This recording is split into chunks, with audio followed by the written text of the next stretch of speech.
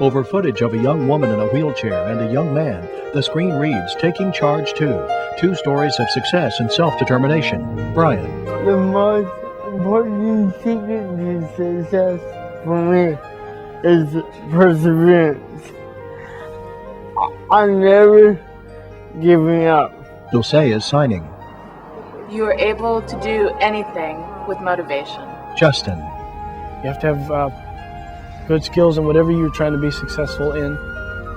And you have to have a lot of encouragement. Amanda. My high school newspaper teacher, he really helped me get through high school. David. You have to be doing everything you need to do, classes, homework, papers, more homework. For yourself. You have to be motivated to do it on your own. Jesse. You have to have courage, pretty much. If you shy away from things, you're never going to be successful in anything. Michael. You have to persevere and you have to do. You can't be a passive participant in life. Success is how you define it. It's deciding where you want to go in life and finding a way to get there. For some of us, including people with disabilities, there may be obstacles to overcome. Everyone has challenges, everyone has choices, everyone can find their own path to success. And almost everyone has some help along the way. Sometimes technology provides that help, playing a role in personal, academic, and professional goals. And sometimes it's people. In class. Do you remember what form of the verb did we use before pada and ik? Nate, a high school senior, knows a lot about finding support.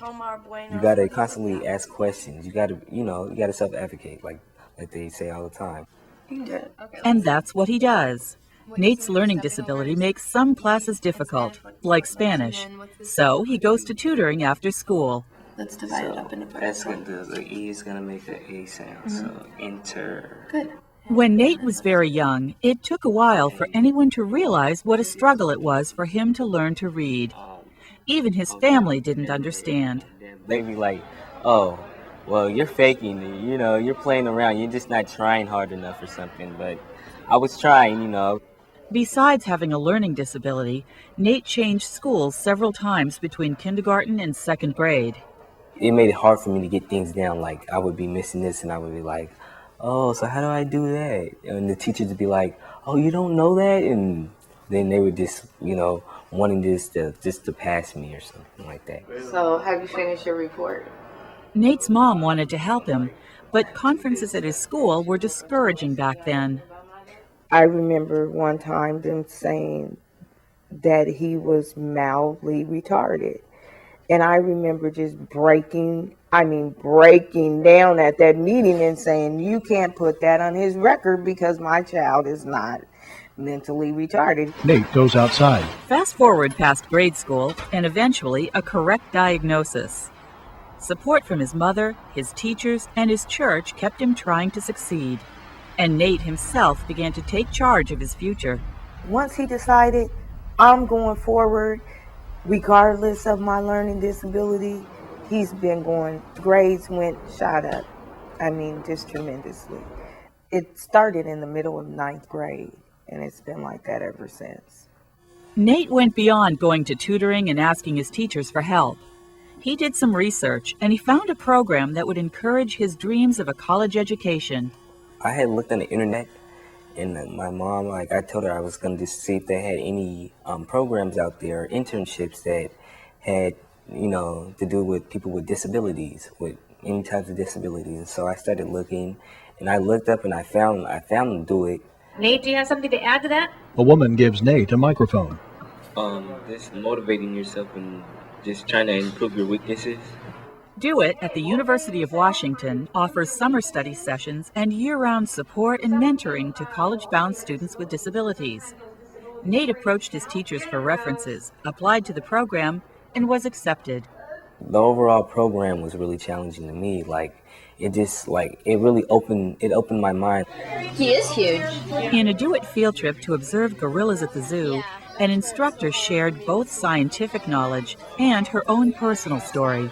I was born with autism, and I had a hard time getting along with human beings until I met gorillas and learned how to get along better socially. When she spoke and when she talked about her disabilities and her life struggles, that's what really opened me up, because like believing in yourself and this, knowing that you can do it.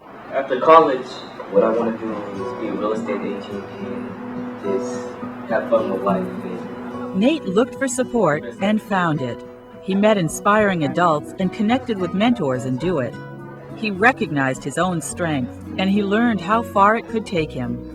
At the beginning and everything, I never thought that I was going to be in any type of position to even make it through high school at first. And so, like, you know, now that I'm just believing in myself more and, you know, just having that support behind me, it's just, you know, it's making everything worthwhile to keep going.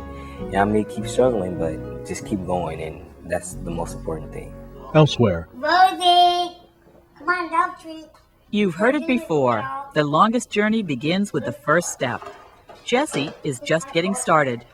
I go to Ballard High School. I'm a senior. I'm graduating in 2006. I have a sister named Morgan, who's tall and everybody does. And I have my mom Linda. I have my mom Stephanie, and I have my little dogs. One name is Ginger, the other one name is Rosie, and they like to get in trouble.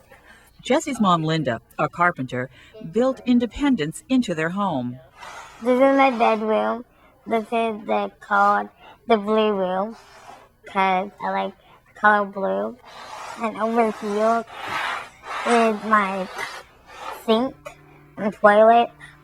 So I have my own bathroom in my room. That's Lauren Jackson, the tallest drum player in Seattle, and I like her because she's tall and she's a really good basketball player. Jessie walks through a door a few feet high. As Jessie grew up, Linda found that she was helping her daughter more than was needed. And letting Jessie explore her abilities was much more stressful than it had been with her older sister. With Jessie, it has felt to me like it was cruel to not help with all the daily tasks. It's always felt like that. And now I'm trying to retrain myself to feel like it's cruel to not let her go through those things, because she's able to do them. It takes a longer time, but you know, she can do them just fine, and she doesn't mind doing them, actually. Elsewhere. Okay, Jessie, this is your schedule and your scholar folder, so that's everything you'll need for the whole week. Okay. Jessie took a big step toward independence last summer when she left home for 2 weeks to attend the Do It summer study program at the University of Washington. Hi. It was a new experience. I've never been away from home that much, and it's working out fine though. Linda? Linda? Hi, Linda. It was quite a challenging experience for Jessie's parents. Yeah, it was terrible. I felt like when I walked out of the room, I felt like I was going to throw up. You know, it's so great for her, of course, but I just felt that it would be really hard for her. Jessie, on the other hand, fit right in.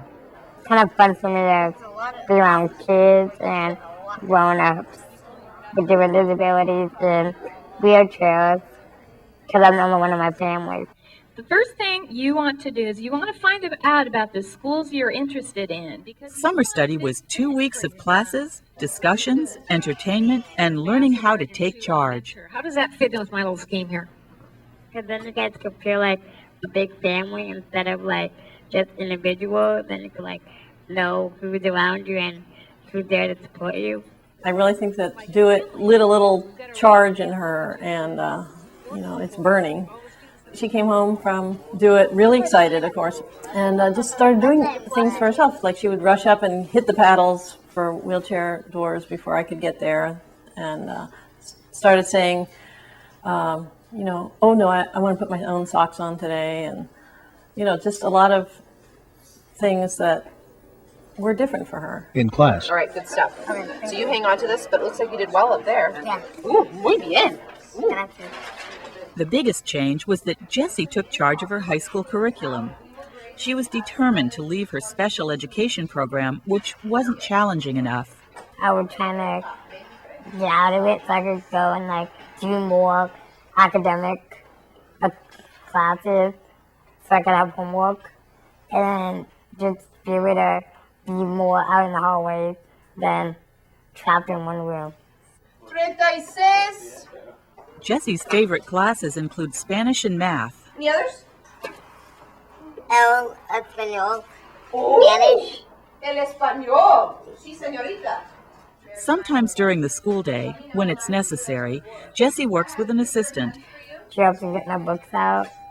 She helps me in the bathroom, and she helps me getting me to the bus, helping my jacket, and pretty much just helping me get stuff that are too high for me or I can't do on my own. So she's a good girl. She's got a lot of energy, and she's just real happy in life. I'm not worried about her leaving school because when she leaves here, she's going to make friends. She's going to go on in life. She's going to do fine. Between her assistant and her friends, Jessie does quite well at school. But she's very aware of the physical barriers that prevent her and others from being completely on their own. For example, there are no automatic door openers to get into the building. I want to be able to talk to the head of the school and so then turn the school a little bit. So people in wheelchairs and with different disabilities, they could go there and be able to get around and do stuff on their own instead of having other people do it for them. Jessie's social awareness is growing in other ways, too. Her senior project reflects that. My topic is good being little people, because that's what my background is, well, one of them. And I want to be able to share that with other people instead of us, knowing it and other people and, having different grown-ups that have kids get to, know what little people are. If they will have one, they'll know how to deal with them. Jessie's plans include community college, a house of her own, and at least one dog.